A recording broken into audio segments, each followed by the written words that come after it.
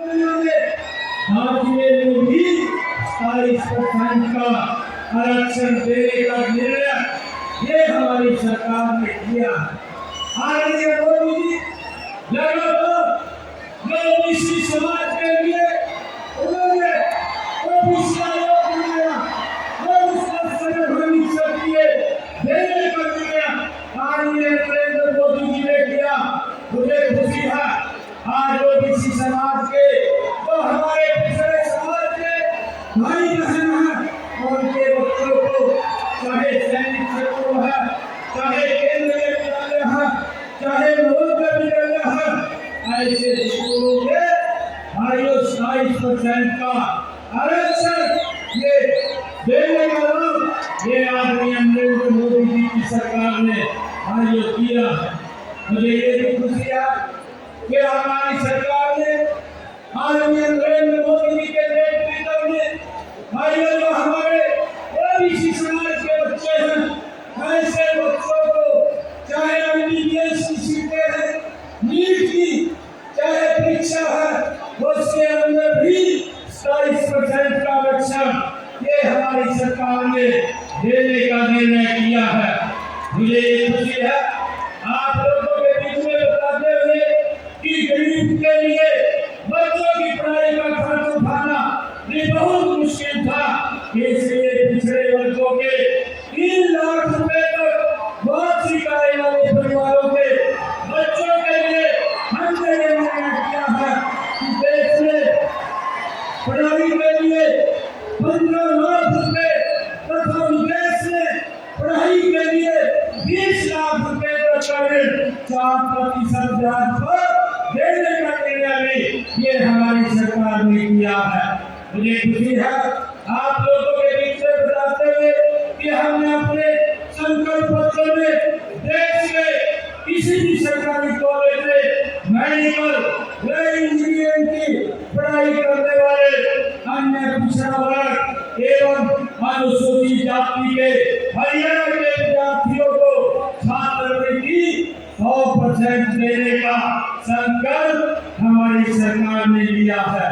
मुझे खुशी है कि संकल्प को पूरा करने के लिए हम शैक्षणिक सत्र 2025-26 में अनुसूचित जाति एवं ओबीसी के सभी विद्यार्थियों को पूर्ण छात्रवृत्ति देने के लिए एक पोर्टल बनाएंगे। इस पोर्टल पर देश के किसी भी सरकारी मेडिकल व इंजीनियरिंग कॉलेज में पढ़ने वाले हरियाणा के अनुसूचित जाति ओबीसी के सभी विद्यार्थियों का पंजीकरण करवा सकेंगे। पिछड़े वर्ग के बीपीएल परिवारों की बेटी की शादी पर भी 41,000 रुपए का सगुन देने का निर्णय ये हमारी सरकार कर रही है। मेरा आज आप लोगों के बीच में मैं ये कहना चाहता कि हम समाज के हर तबके के कल्याण उत्थान के लिए निरंतर हमारी सरकार काम कर रही है। इसी दिशा में हमने विधानसभा चुनाव के दौरान कई नए संकल्प लिए, उनमें से कई हमने पूरे किए जा चुके हैं। मित्रों मुझे खुशी है बताते हुए कि हमने विधानसभा चुनाव में किए गए अपने वायदे के अनुसार 29 अक्टूबर से आदरणीय प्रधानमंत्री जी ने कहा था, हमारे संकल्प पत्र में लिखा कि 70 साल की आयु के जो भी बुजुर्ग हैं अब उनके इलाज की चिंता परिवार पर नहीं, अब उनके इलाज की चिंता नरेंद्र मोदी हरियाणा सरकार को होगी।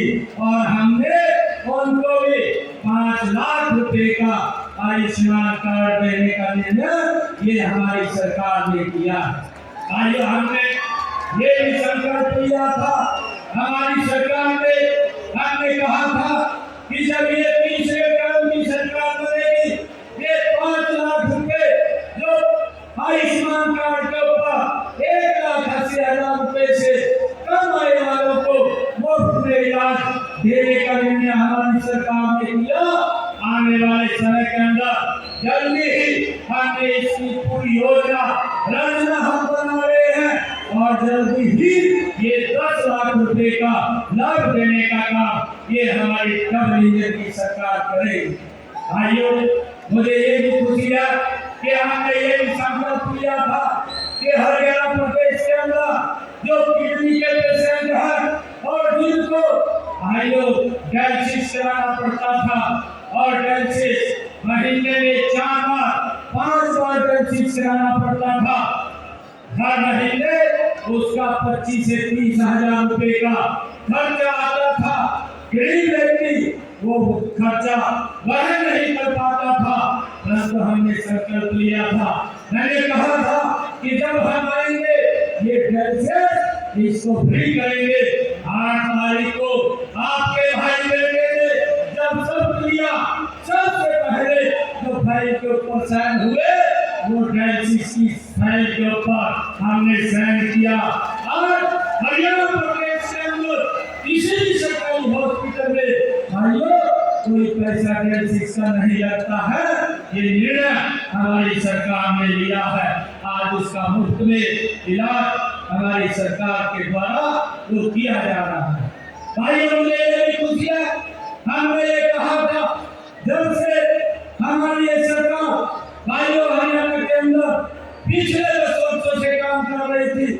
हमने 14 फसलें हरियाणा के किसान की एमएसपी पर खरीदने का काम हमारी सरकार ने किया और मैंने आके इसको बनाते हुए कहा कि आने वाले समय के अंदर हमारी सरकार हरियाणा के अंदर हरियाणा के किसान की 100% फसल भाइयों एमएसपी पर खरीदने का काम करेगी। आज हमारी सरकार कर रही है, मुझे ये खुशी है। चाहे बाजरे की फसल हो, चाहे मूंग के हर दाने की खरीद की बात हो, उसके ऊपर भी एमएसपी पर हमारी सरकार खरीद रही है और उसको भावांतर भरपाई देने का काम हमारी सरकार कर रही है।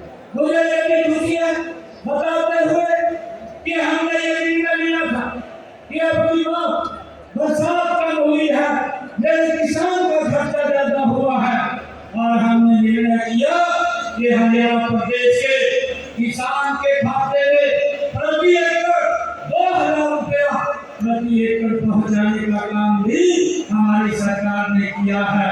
भाइयों, इसके तहत हमने 825 करोड़ रुपए बोनस के रूप में हरियाणा के किसानों को देने का काम वो किया है।